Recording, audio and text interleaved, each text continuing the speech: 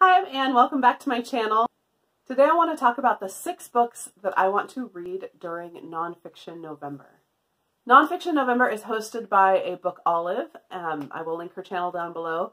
And it's just, the goal is just to read nonfiction more than you generally would.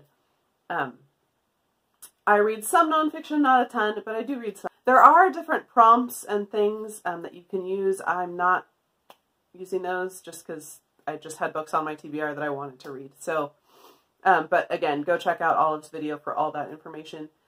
The first is Eden's Outcasts by John Madison. This is a biography of Louisa May Alcott and her father. This is for the Louisa May 2020 read-along that Kate Howe and Megan Hannett are doing. I'll link those videos down below as well. So yeah, they thought it would be fun to start with a biography before we get into reading Louisa May Alcott's books. So this one is on the stack for November. Next up I have Before and After, the incredible real-life stories of orphans who survived the Tennessee Children's Home Society. This is by Judy Christie and Lisa Wingate. This is a follow-up to Lisa Wingate's book Before We Were Yours. And so this follow-up book tells some of the stories of some of the orphans that went through that home and just their stories and what happened to them. And I'm definitely looking forward to reading this one. I am getting it from the library, and I'm on a fairly long list of holds, so I'm not positive I'll get it this month, but hopefully I can get it read this month. Then I have A Girl and Five Brave Horses by Sonora Carver. This is the autobiography of Sonora Carver, who was a horse diver during the Great Depression. There has been a movie made back in the 90s, I think, called Wild Hearts Can't Be Broken, so if you're familiar with that movie, this is her story.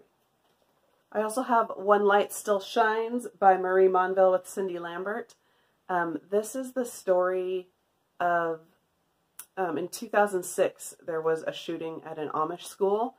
And so this is the story from the perspective of the wife of the shooter, I believe. And just kind of her story of their life and just her perspective on the whole situation. And yeah, I think this will be a good read. It was given to me by a friend that wanted me to read it. She wanted my opinion on it. So I will hopefully get to that very, very soon. I also have Endurance by Alfred Lansing. This is about Shackleton's voyage to the Antarctic. And this one comes highly recommended by multiple friends. And lastly, I have Daring to Hope by Katie Davis Majors. Katie Davis wrote, several years ago, she wrote a book called Kisses for Katie. And so this is the follow-up to that. It's Katie, she's a lady who, when she graduated high school, she went to Africa briefly, or what she thought was briefly, on a trip to work with orphans. And she ended up staying, and how her life changed, and what she's doing in Africa, and yeah, just all the things that are going on with her now. So it's just a follow-up to that original story. So I definitely want to get to that one soon. So that's it, the 6 books I'm hoping to get to in November. Be sure and let me know down below if you are planning on participating and what you're going to be reading for nonfiction this month.